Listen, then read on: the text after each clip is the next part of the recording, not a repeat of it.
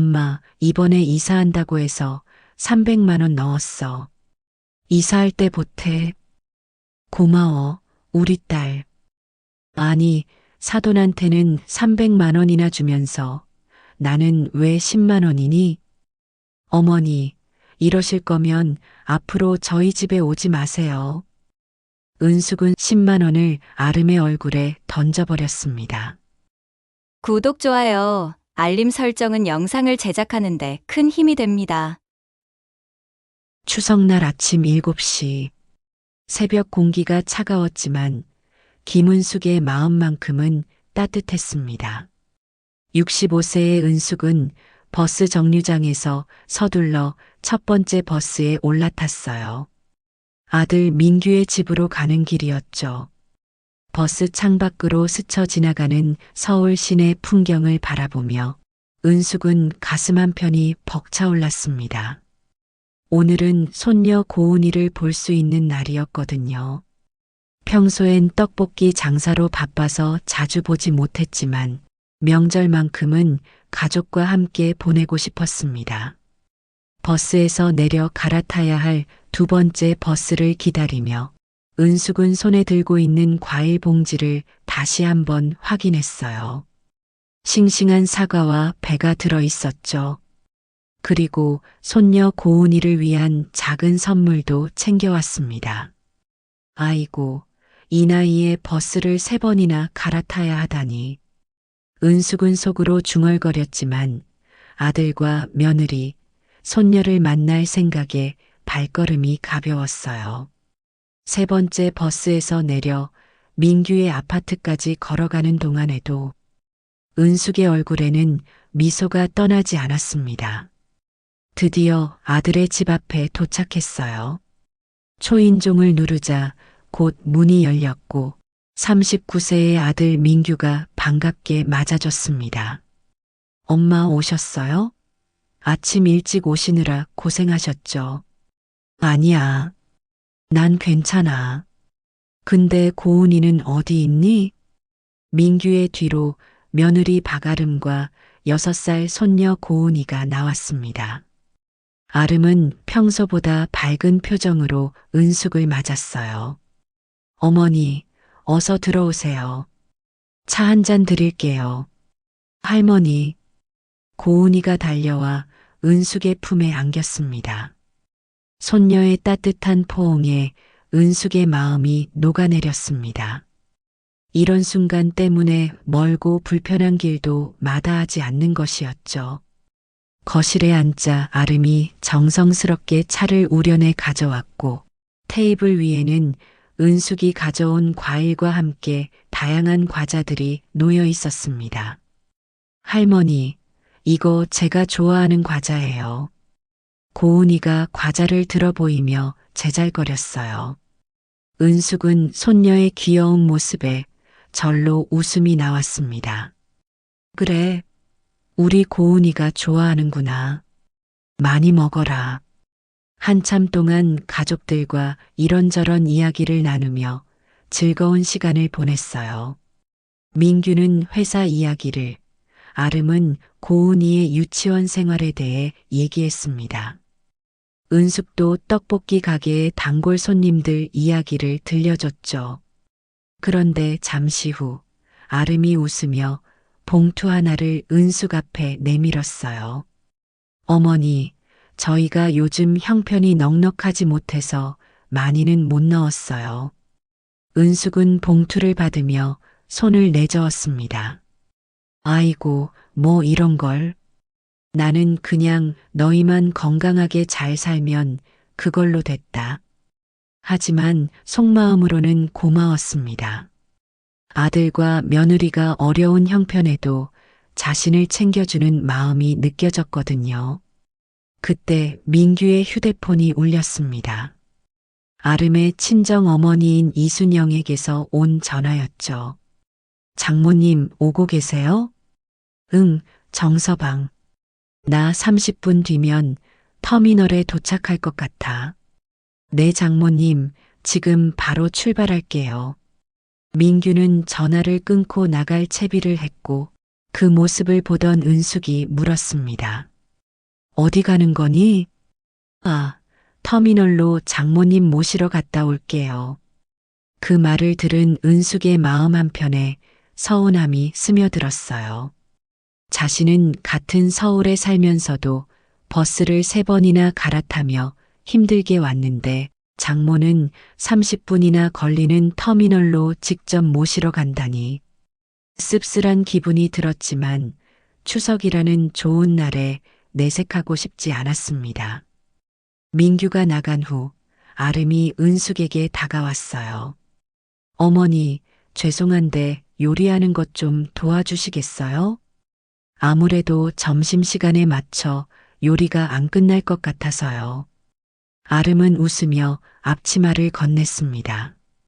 은숙은 흔쾌히 고개를 끄덕였어요. 그래, 뭐부터 하면 되니? 그렇게 은숙은 주방에 서서 요리를 시작했습니다. 야채를 다듬고 잡채를 만들고 불고기도 준비했어요. 평생 떡볶이 장사를 해온 솜씨로 척척 음식을 만들어냈습니다. 요리를 시작한 지 10분쯤 지났을 때 초인종이 울렸어요. 아름의 이웃 친구인 미니가 찾아온 거였죠. 어머니, 저 잠시만 나갔다 올게요. 고은이 좀 잠시 봐주세요. 아름은 은숙에게 고은이를 맡기고 미니와 함께 집 앞 카페로 향했습니다. 사실 이건 아름이 미리 짜놓은 일이었어죠. 미니에게 적당한 시간에 찾아와 달라고 부탁해 놨었어요. 카페에서 아름과 미니는 수다를 떠느라 바빴습니다. 어쩜 시간을 딱 맞춰서 왔네. 너 아니었으면 저 많은 요리 나 혼자 다 할 뻔했어. 네 덕분에 숨 좀 돌리겠다. 두 사람은 1시간이 넘도록 그렇게 수다를 떨었습니다. 아름은 시어머니를 욕하며 시간 가는 줄을 몰랐어요. 한편 은숙은 혼자서 모든 요리를 준비하고 있었습니다. 야채를 손질해서 잡채를 만들고 불고기와 갈비찜까지 정성스럽게 만들었어요. 동시에 고은이가 심심해하지 않도록 돌보기까지 해야 했죠. 할머니, 배고파요. 조금만 기다려라, 고은아. 할머니가 맛있는 거 만들어줄게. 요리하랴, 손녀 보랴, 정신없는 와중에도 은숙은 고은이를 다정하게 달래줬습니다. 하지만 점점 지쳐갔고 언제 돌아올지도 모르는 아름에게 결국 전화를 걸었어요. 예, 언제 오니? 어머님, 죄송해요. 금방 갈 거예요. 아름은 그제야 미니와 헤어졌습니다. 그리고 아파트 입구에서 남편 민규와 자신의 어머니 순영을 만나 셋이 함께 집으로 들어왔어요. 집 문이 열리고 세 사람이 다정하게 웃으며 들어오는 모습을 본 은숙은 묘한 감정이 들었습니다. 자신은 혼자서 허리가 끊어지도록 요리를 했는데 세 사람은 즐거워 보였고 소외감이 들기 시작했죠. 은숙의 눈에 사돈 순영의 옷차림이 눈에 들었습니다. 63세의 이순영은 한눈에 봐도 고급스러운 옷들로 멋지게 차려입고 있었어요. 화려한 목걸이와 귀걸이가 반짝였고 들고 있는 가방도 명품이었죠. 반면 은숙은 시장에서 산 평범한 옷들을 입고 있었고 괜스레 초라해지는 기분이 들었습니다. 하지만 마음을 다잡고 예의를 갖춰 순영에게 인사를 건넸습니다. 사돈 오시느라 고생 많으셨어요. 네, 잘 지내셨죠? 사돈. 순영의 목소리는 차가웠고 은숙을 위아래로 훑어보며 무시하는 듯한 느낌이었습니다. 엄마, 일단 앉아. 아름은 자신의 어머니 순영을 거실 소파의 가장 좋은 자리로 안내했어요. 그리고 함께 앉았습니다. 민규와 딸 고은이도 그 곁에 앉아 함께 이야기를 나누기 시작했죠. 어머니, 저 잠깐 엄마랑 얘기 좀 할게요. 만난 지 너무 오래돼서요. 아름은 은숙을 보며 웃으며 말했어요. 표면적으로는 정중했지만 은숙에게는 뭔가 다른 의미로 들렸습니다. 그래, 이야기 나누렴. 은숙은 그러라고 대답했지만 자신만 홀대당하는 것 같은 기분이었죠. 아니, 그럼 지들은 앉아서 놀고 나는 계속 음식이나 준비하라는 건가? 괘씸한 생각이 들었지만 은숙은 혼자 주방에 서서 요리를 이어갔습니다. 갈비찜에서 올라오는 김에 얼굴이 달아올랐고 손목도 아팠어요. 하지만 가족들을 위한 일이라고 생각하며 참았습니다. 한편 거실에서는 웃음소리가 끊이지 않았습니다. 순영이 손녀 고은이를 무릎에 앉히고 재미있는 이야기를 해주고 있었죠. 아름과 민규도 순영의 이야기에 맞장구를 치며 즐거워했습니다. 엄마, 그런 일이 있었어요?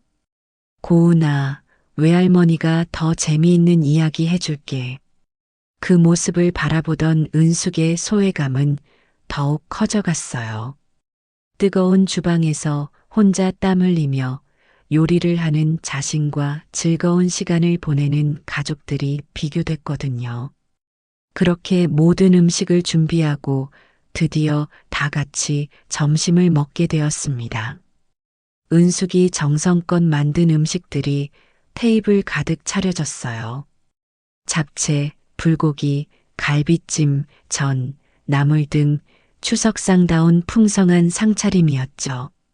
며느리 아름은 갈비찜을 집어 순영이 앞에 갖다 놓으며 말했습니다. 엄마, 갈비찜 좋아하잖아. 많이 드세요.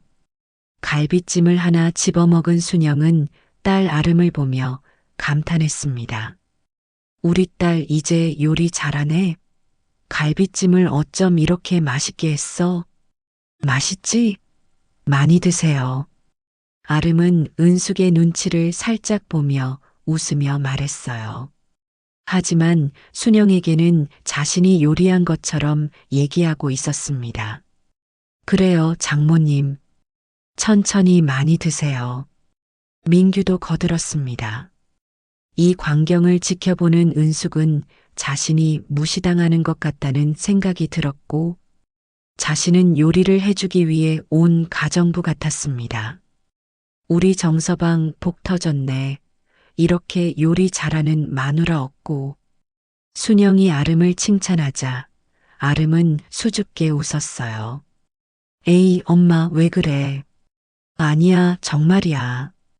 음식들이 정말 다 맛있어. 식사 내내 사돈 순영과 민규, 아름 셋의 대화는 끊이지 않았습니다. 은숙은 투명인간 취급을 당하는 것 같았죠. 가끔 순영이 은숙을 바라볼 때의 시선도 어딘지 모르게 내려다보는 듯 했습니다. 뭐야? 진짜 나를 가정부쯤으로 생각하는 건가? 은숙은 속으로 생각했습니다. 순영의 태도에는 분명히 무시하는 기색이 있었거든요. 그렇게 식사가 끝나고 순영은 자신의 둘째 아들 집으로 가기 위해 떠날 채비를 했습니다. 엄마, 이거 얼마 안 돼. 아름은 순영에게 봉투를 건넸어요. 은숙이 받았던 봉투와는 달리 굉장히 두툼해 보였습니다. 순영은 그 자리에서 봉투를 열어봤고 눈이 휘둥그레졌어요. 어머, 이게 다 얼마니? 순영의 반응에 아름은 당황하며 은숙의 눈치를 봤습니다. 엄마, 이번에 이사한다고 해서 300만 원 넣었어. 이사할 때 보태. 고마워, 우리 딸. 내 돈인가 뭐 정서방이 주는 거지. 순영은 사위 민규를 보며 활짝 웃었습니다. 옆에서 듣고 있던 은숙은 속에서 불덩이처럼 끓어올랐어요. 자신에게는 10만 원을 주면서 순영에게는 300만 원을 준다니. 이게 말이 되나? 은숙의 마음속에 분노가 치솟았습니다. 하지만 꾹 참으며 일단 순영을 배웅했죠. 사돈, 잘 가세요. 네, 사돈도 몸조리 잘하시고요. 순영이 나간 후 집에는 묘한 침묵이 흘렀습니다. 은숙은 자신이 본 것이 정말인지 믿기지 않았어요. 300만 원과 10만 원의 차이는 너무나 컸거든요. 아름은 순영이 떠난 후 설거지를 시작했습니다. 은숙도 함께 주방으로 가서 도왔지만 마음속에는 억울함과 서운함이 뒤엉켜 있었죠. 민규는 거실에서 고은이와 놀아주고 있었지만 평소보다 조용했습니다. 묘하게 어색한 기류가 흐르는 것을 느끼며 민규는 어머니 눈치를 봤어요. 설거지를 하면서 은숙의 머릿속엔 수많은 생각이 떠다녔습니다. 자신이 평생 아들을 위해 희생해 왔는데 이런 취급을 받는다는 것이 너무 억울하고 분했어요. 아침 일찍부터 매일 떡볶이를 팔며 힘들게 돈을 벌어 아들을 키웠는데 말이죠. 은숙은 몇 달 전 자신이 이사했을 때를 떠올렸습니다. 그때 아름은 자신들이 쓰던 낡은 냉장고를 줬었어요. 그 기억이 떠오르자 은숙의 화가 더욱 치솟았죠. 그러나 은숙은 여전히 참고 있었습니다. 손녀 고은이가 있고 추석이라는 명절이었기 때문이죠.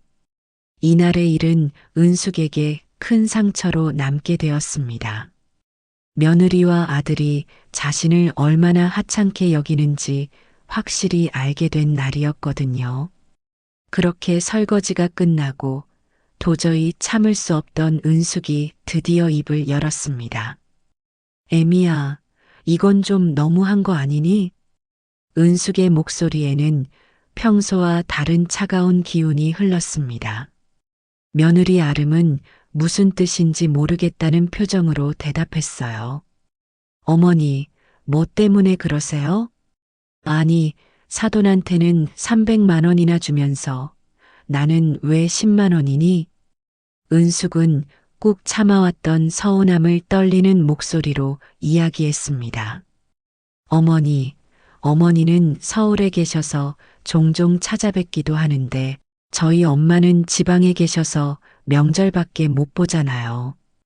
그리고 이번에 이사하신 데서 조금 더 챙겨드린 거예요. 아름의 뻔뻔한 태도에 은숙은 잠시 할 말을 잃었지만 얼마 전 은숙의 이삿날 보내준 냉장고 이야기를 꺼냈습니다.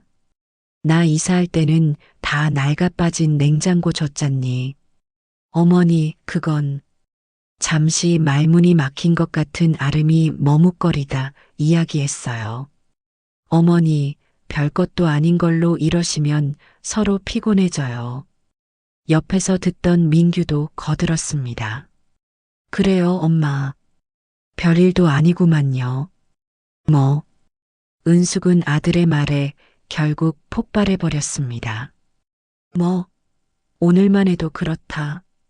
나는 버스를 3번이나 갈아타고 힘들게 왔는데 장모는 힘들까봐 직접 모시러 가고.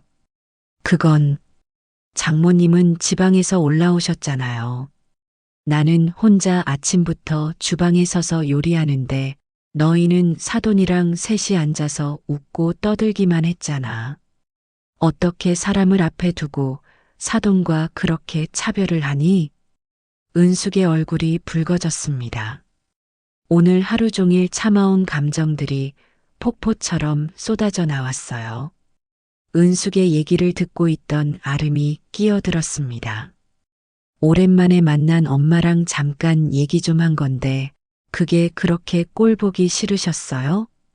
어머니, 이러실 거면 앞으로 저희 집에 오지 마세요. 아름의 말을 들은 은숙은 결국 폭발해버렸습니다. 그래, 이제 다시는 안 온다. 너희도 앞으로 나 찾아오지 말고 이 돈은 너나 가져라. 그렇게 은숙은 소리를 지르며 10만 원을 아름의 얼굴에 던져버렸습니다. 어머니, 이게 뭐 하시는 거예요? 아름은 소리쳤지만 은숙은 아름을 흘겨보고는 문을 쾅 닫고 나와버렸습니다. 밖으로 나온 은숙의 마음은 분노와 서러움으로 가득 찼어요. 버스 정류장으로 향하며 눈물이 흘러내렸습니다. 평생 아들만을 바라보고 살아온 세월이 헛되게 느껴졌죠. 첫 번째 버스를 기다리며 은숙은 생각했습니다. 내가 이 꼴을 보자고 그렇게 아둥바둥 살아왔나? 이런 생각을 하게 된 은숙은 생각을 바꿨고 손을 들어 택시를 불렀습니다. 늘 검소하게 살아왔던 은숙이었지만 이제 자신을 위해 돈을 쓰는 것을 아까워하지 않기로 했죠. 은숙이 택시에 올라타자 기사가 물었어요. 어디로 모실까요? 은숙은 잠시 망설이다가 대답했습니다. 강남으로 가주세요. 택시는 조용히 강남 방향으로 향했습니다.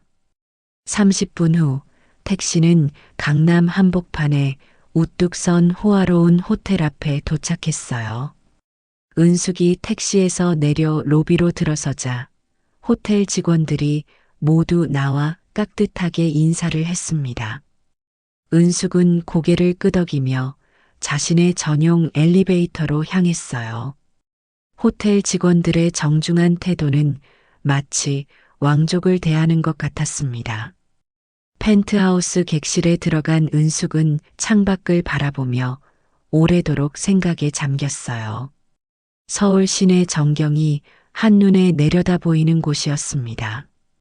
사실 은숙에게는 아무도 모르는 비밀이 있었어요. 은숙은 일찍 남편을 잃고 아들 민규를 홀로 키워왔습니다.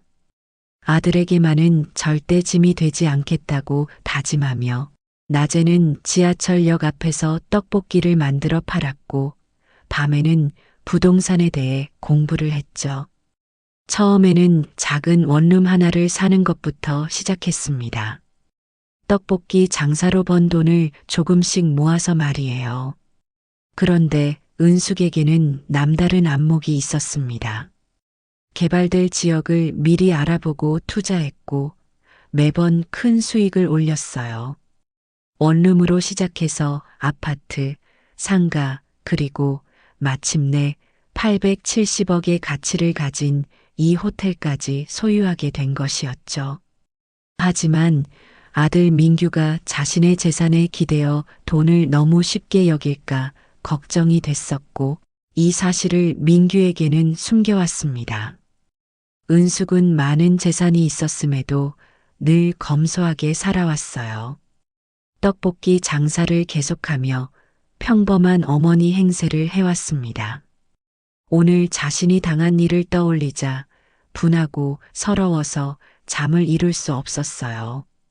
괘씸한 것들, 피눈물을 흘리며 후회하게 해줄 거야. 은숙은 소파에 앉아 차가운 눈빛으로 중얼거렸습니다. 그 후로 아들에게 몇 번 전화가 왔었지만 은숙은 받지 않았어요. 민규의 전화도 점차 뜸해지며 연락을 완전히 끊어버렸습니다. 한편 아들 민규와 아름은 그날 이후 다툼이 잦아졌습니다. 어머니가 그렇게 화내며 나간 일로 서로를 탓하기 시작했거든요. 여보, 어머니한테 너무 심했던 거 아니야? 내가 뭘 잘못했다고? 어머니가 너무 하신 거잖아. 하지만 늘 승자는 아름이었고 민규는 늘 아름의 뜻을 따라갔습니다. 어차피 시간이 지나면 어머니가 먼저 연락하실 거야. 아름은 시어머니와의 연락이 끊어진 것을 오히려 잘 됐다고 생각했어요. 귀찮은 짐 하나를 덜어낸 기분이었죠. 그렇게 한 달이라는 시간이 흘렸습니다. 그동안 은숙은 어떻게 해야 아들과 며느리에게 통쾌하게 복수할 수 있을지 고민했어요. 평생을 아들 민규만을 바라보고 살아왔었는데 민규마저 며느리의 편에만 서서 자신을 무시하고 외면했기에 용서할 수 없었습니다. 고민 끝에 은숙은 자신이 가진 재력을 휘두르기로 결정했어요. 은숙은 우선 민규와 아름이 살고 있는 전셋집을 사버렸습니다. 마침 전세 기간도 거의 만료되는 시점이었죠. 그리고 백화점에 가서 명품 옷과 가방, 신발 등을 사고 고급 외제차를 구입했습니다. 마침내 모든 준비를 끝낸 은숙은 고급스럽고 우아하게 차려입고 자신의 고급 외제차에 올라탔어요. 그리고 민규의 집 근처 부동산으로 향했습니다. 오늘이 바로 복수가 시작되는 날이었어요. 그곳에는 민규와 아름이 계약 연장을 하기 위해 먼저 도착해 있었습니다. 둘은 부동산 앞에 서서 커피를 마시며 집주인을 기다리고 있었습니다. 그들의 앞에 고급 외제차가 주차되었고 은숙이 내리자 둘은 화들짝 놀랐어요. 엄마, 어머니. 민규와 아름은 머리부터 발끝까지 명품으로 휘감은 은숙을 보고 할 말을 잃었습니다. 은숙은 아들과 며느리에게 눈길 한 번 주지 않은 채 부동산으로 들어갔어요. 사모님 오셨어요. 이쪽으로 앉으세요. 부동산 직원은 친절하게 은숙을 안내했습니다. 마치 귀한 손님을 맞이하는 듯한 태도였죠. 들어오세요. 집주인분 오셨잖아요. 부동산 직원이 민규와 아름을 불렀습니다. 둘은 이 상황을 이해할 수 없다는 듯 서로를 바라봤고 어리둥절하며 부동산으로 들어갔습니다. 이분이 새로운 집주인분이세요. 아무것도 모르는 부동산 직원은 은숙을 소개하며 덧붙여 말했어요. 여기 계신 사모님이 800억대의 자산가세요. 강남에서 호텔을 운영하고 계시죠. 네, 그게 무슨... 민규는 어리둥절했고 은숙에게 물었습니다. 엄마, 어떻게 된 거예요? 호텔이라니요? 은숙은 민규의 말에 차가운 눈빛으로 바라보며 부동산 직원에게 이야기했어요. 재계약은 하지 않을 거고 새로운 세입자를 찾아주세요. 네, 어차피 사모님 명의로 계약하신 거니 주고받을 돈도 없고 두 분은 집만 비워주시면 되겠네요. 부동산 직원은 민규와 아름을 바라보며 이야기했고 둘의 표정은 굳어갔습니다. 그럼 먼저 가보겠습니다. 은숙은 부동산을 나와 자신의 차로 향했습니다. 민규와 아름은 황급히 뒤따라 나와 은숙을 붙잡았어요. 엄마, 이게 다 무슨 말이에요? 800억은 뭐고 호텔은 뭐예요? 민규의 목소리에는 당황과 혼란이 가득했습니다.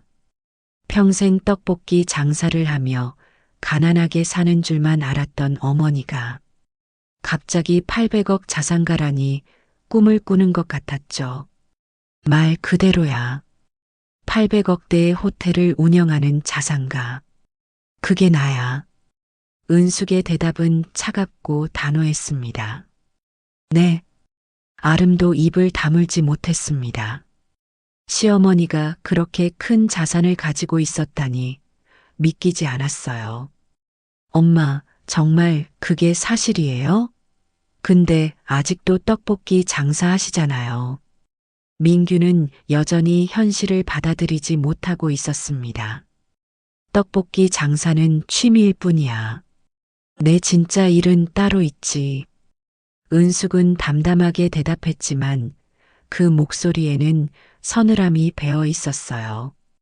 어머니, 그럼 왜 지금까지 말씀 안 하셨어요? 아름이 조심스럽게 물었어요. 은숙은 아름을 똑바로 쳐다보며 대답했습니다. 너희가 내 돈을 당연하게 여길까 봐서였지. 그런데 결과적으로는 잘한 선택 같구나. 무슨 말씀이세요? 너희는 내가 돈이 없다고 생각하고 날 함부로 대했잖아. 만약 내가 처음부터 부자라고 알았다면 지금처럼 본심을 보였겠니? 은숙의 말에 민규와 아름은 할 말을 잃었습니다.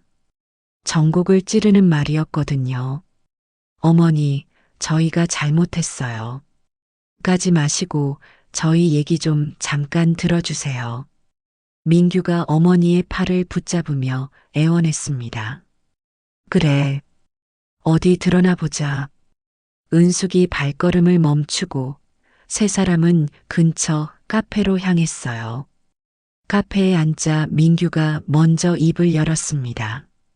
어머니, 그동안 저희가 잘못했습니다. 정말 죄송해요. 뭘 잘못했다는 거니? 은숙의 질문에 민규는 입을 다물었어요.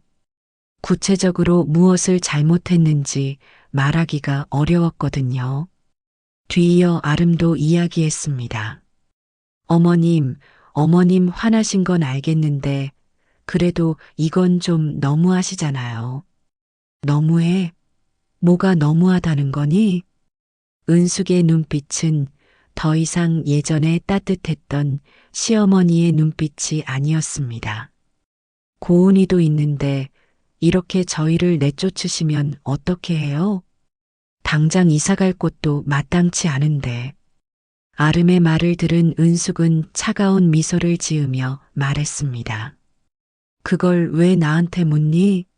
너희들이 살 곳은 너희들이 직접 마련해라. 어머니, 정말 이러실 거예요? 민규가 목소리를 높였어요. 혹시 저희 엄마한테 돈 더 드렸다고 이러시는 거예요? 그건 저희 엄마가 이사하셔서 그런 거라고 말씀드렸잖아요. 민규와 아름은 반성하는 기색 없이 변명을 늘어놓기 바빴습니다.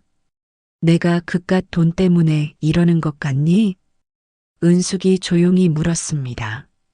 너희는 내가 해주는 것을 모두 당연하게 여겼고 꾸준히 나를 무시해왔어. 저희가 언제요? 엄마, 일단 진정하시고. 민규가 말을 가로막으려 했지만 은숙은 계속 이야기했어요.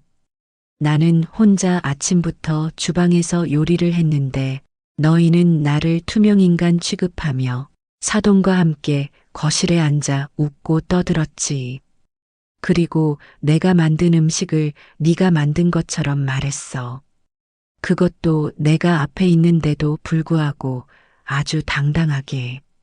아름의 얼굴이 붉어졌습니다. 은숙의 말이 모두 사실이었거든요. 이제 내가 해줬던 모든 것들이 당연하지 않다는 것을 알려줄 때가 된 것 같구나. 은숙은 말하면서 가슴 깊은 곳까지 시원해지는 기분을 느꼈습니다.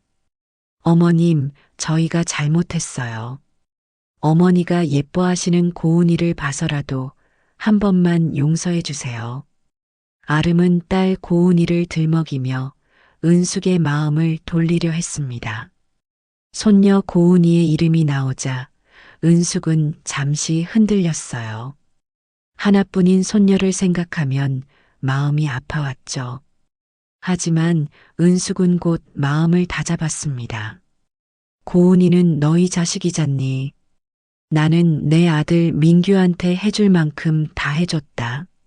어머니, 민규가 절망적인 목소리로 불렀지만 은숙은 이미 일어서고 있었습니다. 그럼 먼저 간다. 너희들끼리 잘들 살아봐라. 은숙은 빠르게 카페를 나와 자신의 차에 올라탔어요. 민규와 아름이 뒤쫓아 나왔지만 은숙은 이미 차를 출발시키고 있었습니다. 백미러로 보니 민규와 아름이 차를 쫓아 뛰어오고 있었어요. 하지만 은숙은 멈추지 않았습니다. 차 안에서 은숙은 복잡한 감정에 휩싸였어요. 한편으로는 시원하기도 했지만 다른 한편으로는 서글프기도 했습니다. 평생을 오직 아들만을 위해 살아왔는데 이제는 아들과 등을 돌리게 되었다니. 하지만 더 이상은 참을 수는 없었죠. 호텔로 돌아온 은숙은 펜트하우스에서 창밖을 바라봤습니다. 서울의 야경이 아름답게 펼쳐져 있었어요. 그날 밤 민규에게서 몇 통의 전화가 왔지만 은숙은 받지 않았습니다. 다음 날 아침에도 문자 메시지가 여러 개 와 있었어요. 엄마, 정말 죄송했어요. 한 번만 더 기회를 주세요. 어머니, 저희가 정말 잘못했습니다. 제발 연락 주세요. 하지만 은숙은 모든 메시지를 읽고도 답장하지 않았습니다. 며칠 후 민규와 아름이 직접 호텔을 찾아왔지만 은숙은 만나주지 않았어요. 사장님께서는 만나지 않겠다고 전해달라고 하셨습니다. 호텔 직원의 말에 민규와 아름은 그대로 돌아가야 했어요. 그렇게 몇 날 며칠 은숙의 주변을 배회하던 중 마침내 호텔 앞에서 은숙을 마주치게 됩니다. 어머니, 엄마, 민규와 아름이 달려와 은숙을 붙잡았어요. 얘기 좀 해요. 제발. 민규가 간절히 부탁했지만 은숙의 표정은 여전히 차가웠습니다. 더 이상 할 얘기 없어. 너희들 잘 살아. 은숙은 호텔 안으로 들어가려 했지만 아름이 앞을 막아섰습니다. 어머님, 그냥 가시지 말고 저희랑 얘기 좀 해요. 아름의 말에 은숙이 걸음을 멈췄습니다. 아직도 할 말이 남았니? 화나신 걸 알겠는데 그렇다고 해서 저희를 이렇게 내치시는 건 너무하잖아요. 아름의 말을 들은 은숙은 차가운 웃음을 지었습니다. 너희는 아직도 뭘 잘못했는지 모르고 끝까지 너희만 생각하는구나. 그럼 저희가 뭘 잘못했는지 정확히 말씀해 주세요. 아름이 도전적으로 말했습니다. 아직도 자신이 무엇을 잘못했는지 진정으로 깨닫지 못하고 있었어요. 좋아. 그럼 정확히 말해줄게. 은숙이 아름을 똑바로 쳐다보며 말했습니다. 너희는 나를 무시했어. 내가 가난하다고 생각해서 함부로 대했지. 추석날의 일만 이야기하는 게 아니다. 너희는 줄곧 그래왔어. 가장 중요한 건 너희는 지금까지도 진심으로 잘못했다고 생각하지 않는다는 거야. 은숙의 말에 민규와 아름은 할 말을 잃었고 그저 은숙을 바라볼 뿐이었습니다. 이제 알겠니? 내가 왜 너희를 용서할 수 없는지. 은숙은 마지막으로 민규를 바라보며 말했습니다. 민규야, 나는 이제 너를 아들이라고 생각하지 않는다. 앞으로 서로 남남으로 살자. 그 말을 남기고 은숙은 호텔 안으로 들어갔습니다. 민규와 아름은 뒤에서 절규했지만 은숙은 돌아보지 않았어요. 엘리베이터 문이 닫히는 순간 은숙의 눈에서 눈물 한 방울이 흘러내렸습니다. 하지만 자신의 결정에 후회는 없었어요. 이제 정말 새로운 인생을 시작할 생각이었죠. 얼마 후 집 계약 기간이 만료된 민규와 아름은 이사를 가게 되었습니다. 평범한 회사원이었던 민규는 딸 고은을 키우며 빠듯하게 살아왔고 모아둔 돈도 얼마 되지 않았습니다. 여보, 이제 어떻게 해? 전세금도 없고 집 구할 돈도 부족한데. 아름은 불안에 떨며 민규에게 말했습니다. 일단 급한 대로 반지 하나도 구해야겠어. 다른 방법이 없잖아.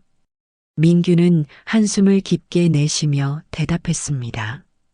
그래도 어머니가 용서하고 도와주시지 않을까 내심 기대했었거든요.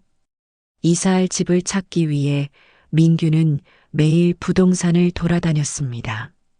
하지만 서울에서 7천만 원으로 구할 수 있는 집은 많지 않았어요. 이 집은 어떠세요? 부동산 중개업자가 보여준 첫 번째 집은 지하 1층이었습니다. 습기가 차서 벽지가 곳곳에 떨어져 있었죠. 조금 더 나은 곳은 없을까요? 이 가격대에서는 이런 조건이 최선입니다. 두 번째로 본 집도 마찬가지였어요. 창문이 작아서 낮에도 전등을 켜야 했고 곰팡이 냄새가 심했습니다. 아빠, 여기 이상한 냄새나. 고은이가 코를 막으며 말했어요. 6살 아이도 알아차릴 만큼 집의 상태는 안 좋았습니다.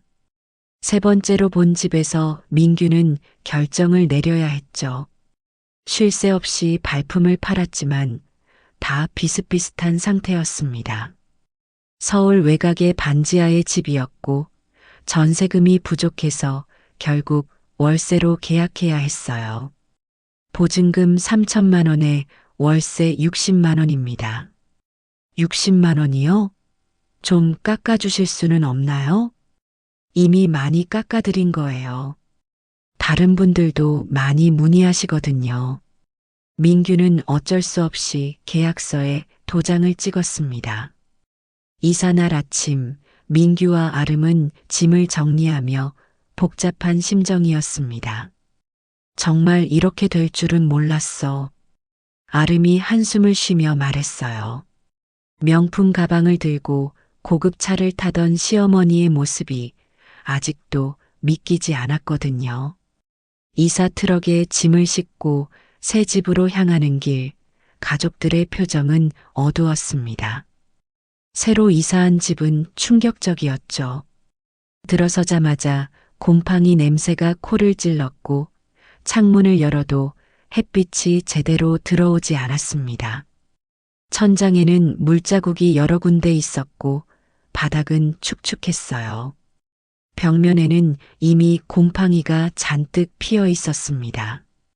아빠, 여기서 살아야 해요? 6살 고은이가 새 집을 보며 무서워했어요. 이전에 살던 깔끔한 아파트와는 너무나 달랐거든요. 응, 고은아. 조금만 참자. 아빠가 돈 벌어서 좋은 집으로 이사 갈게. 민규는 힘없는 목소리로 딸 고은이를 달랬습니다.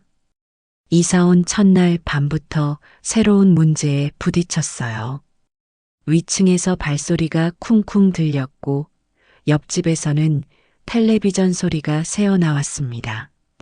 밤 11시가 넘어서야 조용해졌지만 이번에는 길거리에서 취객들의 소리가 들려왔습니다. 아, 뭘 쳐다봐. 너 뭐야? 시비 걸어? 취객들의 싸움 소리에 고은이가 깨서 울기 시작했어요. 엄마 무서워.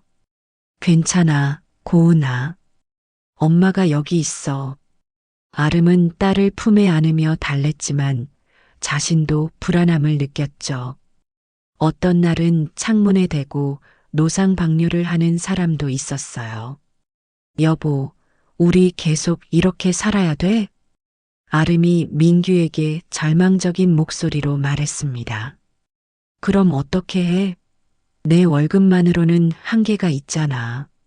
민규도 답답함을 숨길 수 없었습니다.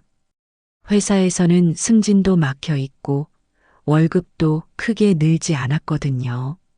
민규의 월급은 세금을 제하고 350만 원이었습니다. 월세 60만 원을 내고 나면 290만 원이 남았고 생활비와 고은이 유치원비를 제외하면 거의 남는 게 없었죠. 형편이 이렇게 되자 아름은 엄마 순영에게도 도움을 요청해 봤습니다. 하지만 그조차도 여의치 않았습니다. 엄마, 너무 힘들어. 엄마가 우리 좀 도와주면 안 돼? 아름이 전화로 간절히 부탁했지만 순영은 단칼에 거절했습니다. 나도 노후에 집 하나는 갖고 있어야 맘 편히 살지.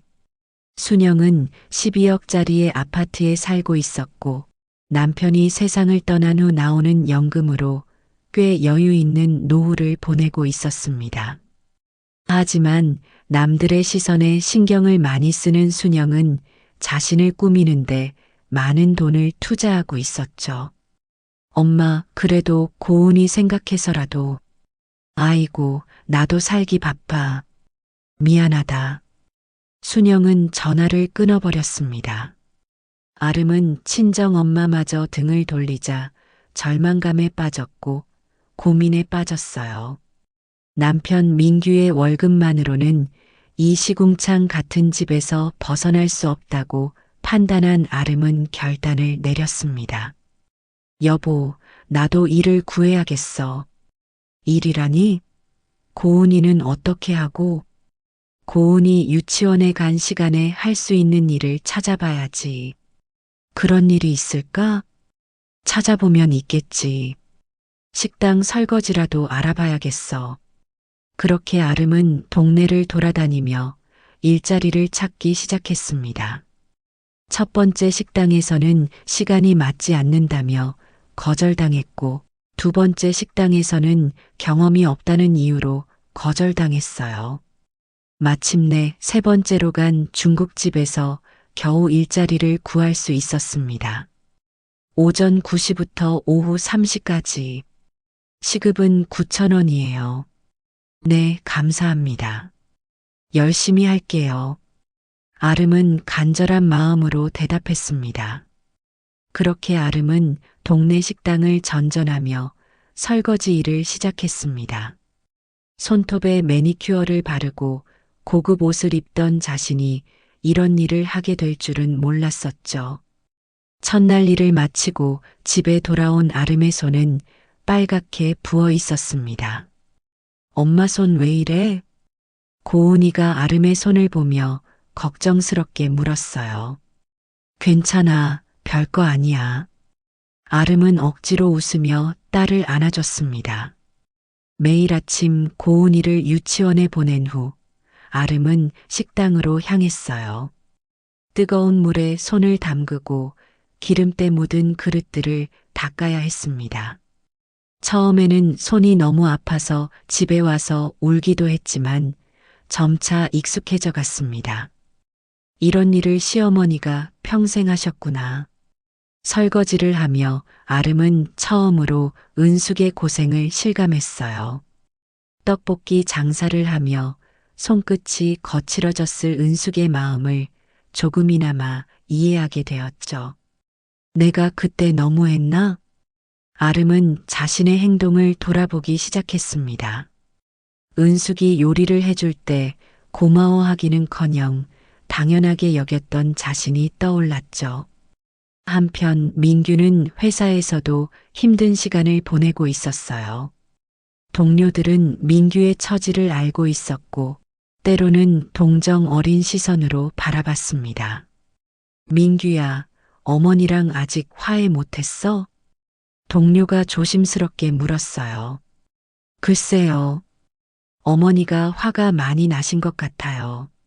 민규는 쓴웃음을 지으며 대답했습니다.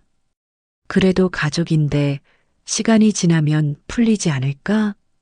그러면 좋겠지만요. 민규도 마음 한편으로는 어머니를 그리워했습니다. 하지만 자신이 먼저 연락하기에는 자존심이 상했죠. 밤늦게 집에 돌아온 민규는 지친 아내와 딸을 보며 마음이 아팠어요. 고은아, 아빠가 미안해. 민규는 딸을 품에 안으며 눈물을 참았습니다. 그렇게 몇 달이 지났습니다. 아름은 설거지 일에 익숙해졌고 민규도 부업을 알아보기 시작했죠. 퇴근하고 배달 일이라도 해볼까? 그럼 너무 힘들지 않겠어? 어쩔 수 없지. 이제 고은이 교육비도 점점 더 들어갈 텐데. 민규와 아름은 현실적인 고민들을 나누며 힘들게 하루하루를 버텨나갔습니다. 어느 날 밤 고은이가 잠든 후 부부는 조용히 대화를 나눴어요. 여보, 우리가 어머니한테 그렇게 잘못한 걸까? 아름이 조심스럽게 물었습니다. 글쎄, 지나고 보니 어머니 입장에서는 서운하셨을 수도 있겠어. 민규도 차츰 어머니의 마음을 이해하기 시작했어요. 특히 그날 장모님하고 차별 대우한 건 생각해 보니 정말 심했던 같아. 300만 원과 10만 원의 차이가 크긴 하지. 두 사람은 그제야 자신들의 잘못을 인정하기 시작했습니다. 내가 못되게 한 것 같긴 해. 어머니 혼자 요리 다 하셨는데 그냥 당연하다고 생각했어. 아름의 목소리에 후회가 묻어 있었습니다. 살면서 어머니가 그렇게 화내시는 거 본 적이 없었는데 쉽게 풀리시진 않을 것 같아. 민규는 한숨을 쉬며 말했어요. 여보, 우리 어머니 다시 찾아뵙고 진심으로 사죄드리자. 아름이 결심을 굳히며 말했습니다. 받아주실까? 그건 모르겠지만 시도는 해봐야지. 그래, 한 번 더 가보자. 이제는 정말로 자신들이 잘못했다는 것을 깨달은 동규도 동의했습니다. 다음 날 민규와 아름은 다시 은숙의 호텔을 찾아갔지만 여전히 쉽게 만날 수는 없었죠. 죄송하지만 사장님께서 만남을 거부하십니다. 호텔 직원의 말에 두 사람은 실망했지만 포기하지 않았습니다. 그럼 편지라도 전해주실 수 있나요? 민규가 간절히 부탁했어요.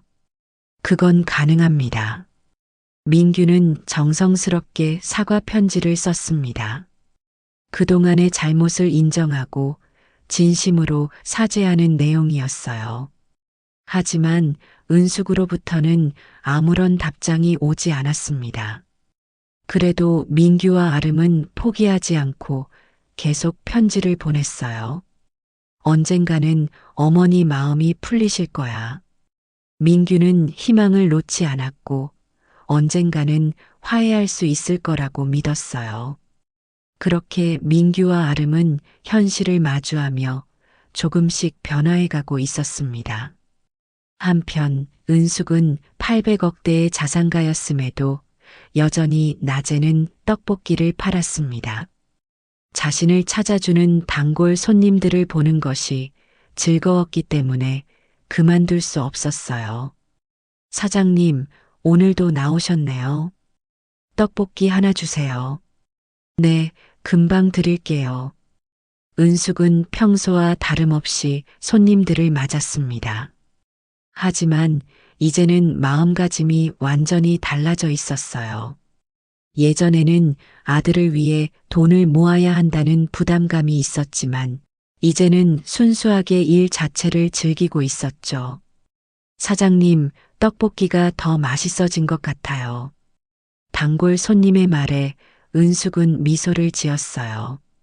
그런가요? 마음이 편해져서 그런가 봐요. 실제로 은숙의 떡볶이는 더 맛있어졌습니다. 마음의 여유가 생기니 요리에도 더 정성을 들일 수 있었거든요. 떡볶이 장사를 하며 은숙은 다양한 사람들을 만났고 그 중에는 어려운 처지에 있는 사람들도 많았습니다. 할머니, 이거 얼마예요? 어느 날 허름한 옷을 입은 할머니가 떡볶이를 사러 왔어요. 손에는 폐지를 담은 봉지를 들고 있었습니다. 3,000원이에요. 그럼 반만 주세요. 할머니는 주머니에서 동전을 꺼내며 말했어요. 은숙은 할머니의 처지를 한눈에 알아볼 수 있었습니다. 아니에요. 그냥 드세요. 어머, 그러시면 안 되죠. 괜찮아요. 날도 추운데 따뜻하게 드시고 가세요.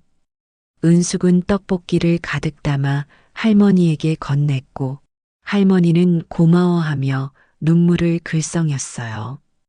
그날 이후 은숙은 어려운 처지의 사람들을 돕기 시작했습니다. 폐지를 주우며 힘들게 살아가는 할머니에게는 정기적으로 용돈을 드렸어요. 할머니, 이거 받으세요. 아이고, 이런 걸 어떻게 받아요? 제가 돈이 좀 여유가 있어요. 부담 갖지 마시고 받으세요. 은숙은 매월 100만 원씩 할머니에게 드렸습니다. 할머니는 처음에는 거절했지만 은숙의 진심을 알고는 고마워했죠. 떡볶이 가게를 통해 알게 된 또 다른 인연도 있었습니다. 부모에게 버려져 고아원에서 자라고 있는 12살 소년 준호였어요. 할머니, 떡볶이 하나만 주세요. 준호는 가끔씩 은숙의 떡볶이 가게를 찾아왔습니다. 올 때마다 꼬깃꼬깃한 1,000원짜리를 냈는데 오래도록 모아온 돈이었죠. 준호야, 오늘도 왔구나. 많이 먹어. 은숙은 준호에게 떡볶이를 가득 담아줬고 돈은 받지 않았습니다. 감사합니다. 할머니. 준호는 밝게 웃으며 떡볶이를 먹었고 은숙은 준호를 보며 어린 시절의 민규를 떠올렸습니다. 준호야, 공부는 잘하니? 네, 열심히 하고 있어요. 그래, 공부 열심히 해서 훌륭한 사람이 되어라. 은숙은 준호의 교육비를 지원해주기 시작했어요.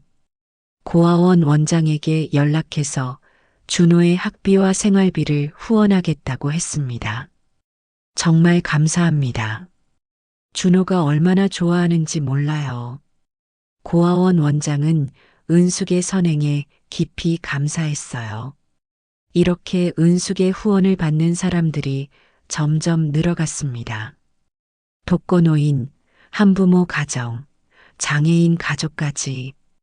은숙은 자신의 재력을 사회에 환원하기 시작했어요. 하지만 은숙은 자신의 선행을 드러내지는 않았죠. 이름도 밝히지 않은 채 도움의 손길을 뻗어갔습니다. 사장님, 오늘 후원금 전달 완료되었습니다. 은숙의 비서가 보고했어요. 고생하셨어요. 앞으로도 계속 부탁드릴게요. 네, 사장님. 정말 좋은 일 하고 계십니다.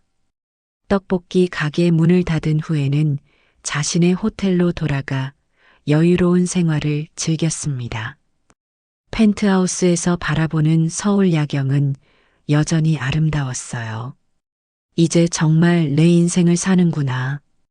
은숙은 창밖을 바라보며 혼잣말을 했습니다.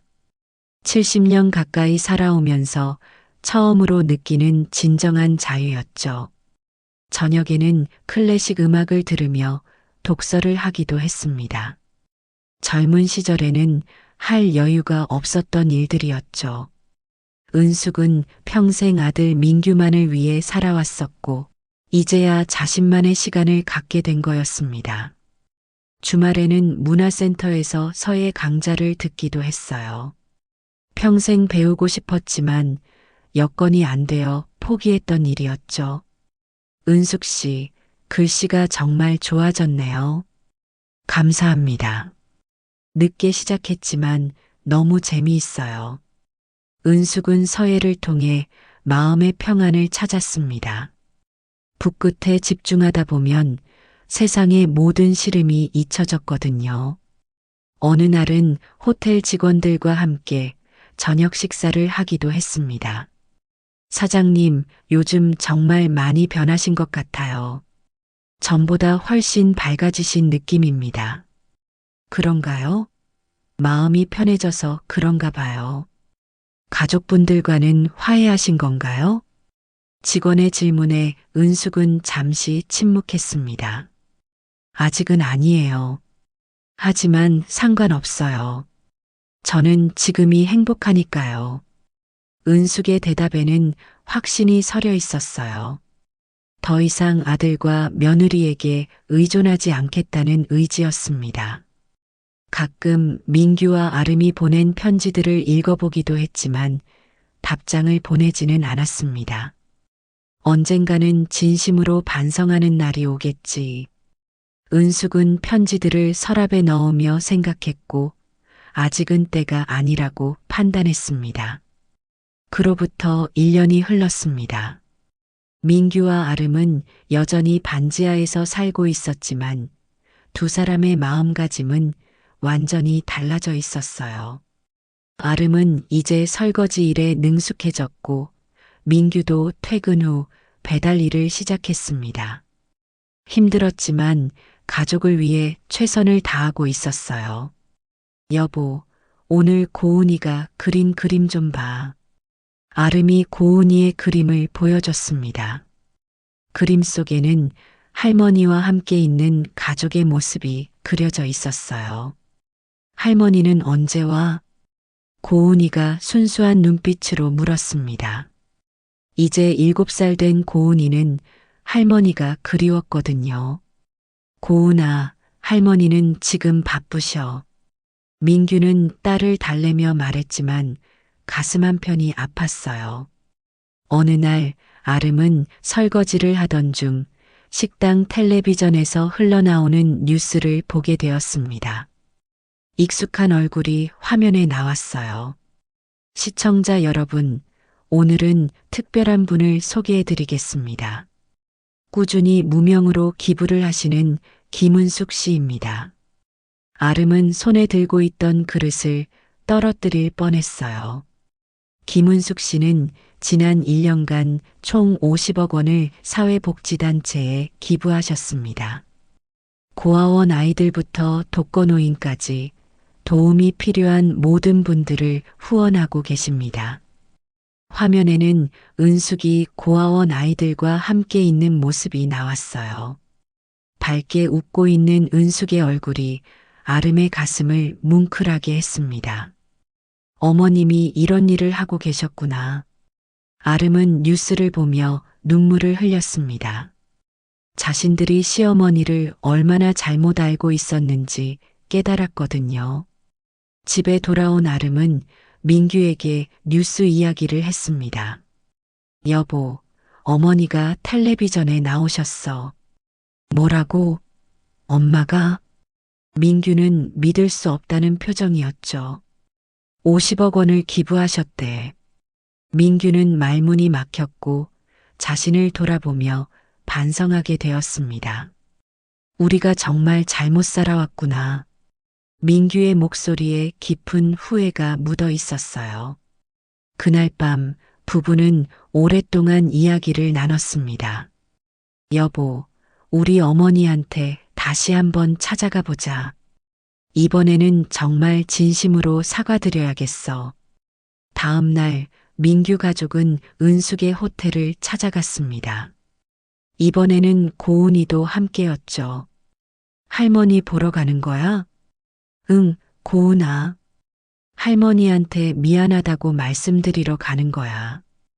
호텔에 도착하자 놀랍게도 은숙이 로비에 있었습니다. 마치 이들을 기다리고 있었던 것처럼 말이에요. 할머니, 고은이가 달려가 은숙을 안았습니다. 은숙의 눈에서는 눈물이 흘러내렸어요. 우리 고은이 많이 컸구나. 은숙은 손녀를 품에 안으며 말했습니다. 1년 동안 보지 못한 손녀가 그리웠거든요. 엄마, 민규가 은숙 앞에 무릎을 꿇었습니다. 어머님, 정말 죄송합니다. 아름도 함께 고개를 숙였습니다. 어머님, 저희가 정말 잘못했어요. 은숙은 아들과 며느리를 바라봤습니다. 사실 은숙은 1년 동안 민규와 아름의 모습을 쭉 지켜봐 왔습니다. 그들은 예전과 다르게 동네 이웃들에게도 상냥했고 밤낮으로 성실하게 일하며 살아왔죠. 일어나거라. 힘들었겠구나. 그 작은 집에서. 은숙의 말에 아름이 눈물을 흘렸습니다. 네, 힘들게 살아보니 어머님의 마음을 이해할 수 있게 되었어요. 식당에서 설거지를 하면서 어머님이 평생 얼마나 고생하셨는지 깨달았어요. 아름의 고백에 은숙은 고개를 끄덕였고 잠시 후 입을 열었습니다. 이제 너희들을 용서해 주마. 그동안 많이 반성했을 거라 믿는다. 네, 어머니. 반성 많이 했습니다. 은숙은 손녀 고은이를 바라보며 미소를 지었어요. 고은아, 할머니가 너를 위해 좋은 집을 마련해 줄게. 정말이에요, 할머니? 그래, 하지만 아빠, 엄마 말씀 잘 듣는 착한 아이가 되어야 해. 네, 할머니. 그날부터 민규 가족은 새로운 집으로 이사하게 되었습니다. 은숙이 마련해준 깔끔한 아파트였어요. 하지만 은숙은 조건을 달았습니다. 이 집은 너희가 스스로 월세를 내야 해. 내가 공짜로 주는 게 아니야. 네, 어머니. 저희가 열심히 일해서 월세 내겠습니다. 민규와 아름은 더욱 열심히 일했습니다. 이제는 진정으로 가족의 소중함을 알게 되었거든요. 은숙도 다시 가족들과 명절을 보내게 되었어요. 하지만 예전과는 달랐습니다. 서로를 존중하고 배려하는 진정한 가족이 되었거든요. 할머니, 이거 제가 만들었어요. 고은이가 만든 쿠키를 은숙에게 건넸습니다. 우리 고은이가 참 잘 만들었네. 엄마가 도와줬어요. 엄마 이제 요리 잘해요. 아름은 수줍게 웃었습니다. 이제는 정말로 요리를 배우고 있었거든요. 그렇게 시간이 흘러 진정한 화해를 이룬 가족들은 행복하게 살아가게 되었습니다. 은숙은 여전히 떡볶이 장사를 하며 사람들을 도왔고 민규와 아름은 부모님께 감사하는 마음으로 살았어요. 어느 날 저녁 온 가족이 모여 저녁 식사를 하며 은숙이 말했습니다. 가족이라는 건 말이지 서로 당연하게 여기면 안 돼. 항상 고맙다는 마음을 잊지 말아야 해. 네, 어머니. 저희도 이제 알겠어요. 그리고 돈이 있고 없고가 중요한 게 아니야. 진심으로 서로를 아끼는 마음이 진짜 재산이지. 은숙의 말에 모든 가족들이 고개를 끄덕였습니다. 그날 밤 은숙은 창밖을 바라보며 생각했어요. 결국 모든 게 제자리로 돌아왔구나. 하지만 이제는 예전과 다른 가족이었습니다. 서로의 소중함을 아는 진정한 가족이 된 거였죠. 진정한 행복은 돈이 아니라 가족 간의 사랑과 존중에서 나온다는 것을 이들은 비로소 깨달았습니다.